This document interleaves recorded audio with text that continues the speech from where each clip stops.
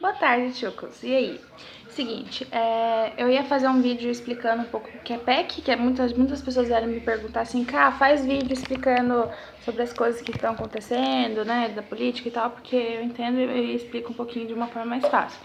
Mas enfim, hoje eu não vou falar disso, eu vou falar sobre censura, porque é a notícia do dia. A revista Cruzoé hoje, ela foi notificada por volta das 11h30 da manhã que o ministro Alexandre de Moraes, ele simplesmente falou para que a revista ela retirasse do ar uma notícia que ela soltou, se não me engano, na quinta ou sexta-feira, no qual ele menciona que na delação do Marcelo Odebrecht, ele relatou e deu, né, para a Procuradoria arquivos de e-mails e conversas nos quais provavam que existiam, né, benefícios e acordos financeiros em relação ao amigo do pai dele, do Marcelo Odebrecht, e também pro amigo do pai dele. Tipo, hã? Pra vocês entenderem melhor o que é isso, é o seguinte. Marcelo Odebrecht nos e-mails falava que ele ajudava o amigo do pai dele. Ajudava no sentido, né, de contribuir, dos esquemas, licitação e tal. Enfim, o amigo do pai do Marcelo Odebrecht se chama Luiz Inácio Lula da Silva, que está lá em Curitiba, certo? Aí, tem em alguns e-mails arquivos falando sobre um tal do amigo do meu pai. O que é esse amigo do meu pai?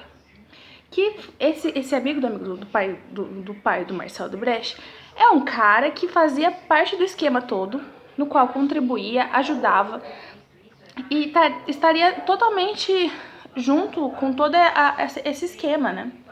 Enfim, resumindo, logicamente, né, que eles foram e questionaram, falando assim, quem será que é esse amigo do Lula? Né, já que é o amigo do meu pai, é o Lula, quem que é seu amigo do amigo? E aí eles investigaram, conversaram com o Marcelo e ele disse que quem é esse amigo do Lula não é nada mais do que um cara chamado Dias Toffoli. Vocês conhecem? Sim, vocês conhecem. Dias Toffoli, ele é nosso presidente do Superior Tribunal de Justiça Federal, do STF, gente, desculpa, que eu tô meio impactada ainda. Ele foi advogado do Lula há muito tempo atrás. Depois ele foi procurador da AGU pelo Lula, nomeado. Depois foi nomeado ministro, faz participou de uma sabatina, mas o cara tava, né, entre as pessoas envolvidas. Como o Augusto Nunes disse nos Pingos dos Is semana passada, e eu até falei no meu Twitter, estava demorando para o terceiro poder aparecer. Nós sabemos, né, que existem vários indícios de que existe uma certa contribuição, no sentido de que alguns ministros eles são favoráveis a algumas questões, né? Gilmar Mendes, por exemplo, é um deles, né? Que ele é parça assim, quem for preso ele libera, ele é uma belezinha. Temos, né, é uma equipe, né? Que é o Alexandre de Moraes, que foi nomeado no lugar, né, o ano passado, que também tem relação, né, com o governo Temer, Dilma Temer, Lula. Temos o nosso querido Lewandowski, que também sempre tá ali, né. Temos o Marco Aurélio, que às vezes dá de louco e solta todo mundo no véspera de Natal, quem era condenado em segunda instância, mas graças a Deus, né, não. Temos o Celso de Mello, que é um cara muito inteligente, mas que está sempre na outra vertente. E, por fim, nosso presidente, ministro Dias Toffoli, esse mesmo. O que aconteceu é que a revista Cruzoé postou isso, e hoje Alexandre de Moraes, ele às 11h30 da manhã, aplicou censura. Isso mesmo, gente. O antagonista / Cruzoé, porque a Cruzoé é a nova revista do antagonista, ele simplesmente foi censurado e não pode mais publicar nada sobre este tal assunto, falando que era de fake news e que que feria, né, a imagem do STF, sendo que agora a Cruzoé acabou de soltar uma nota, principalmente nós que eu sou assinante, informando que não, que eles têm fatos e provas de que está assim, consta nos laudos que isso é prova. Porque o que aconteceu foi que umas pessoas entraram em desespero, até porque, né, gente, o nosso presidente do Supremo está ser um dos caras que está relacionado com toda essa sujarada, né, toda essa coisa errada, é muito triste e trágico pra gente. Então, a gente vê que a coisa é muito grande, né?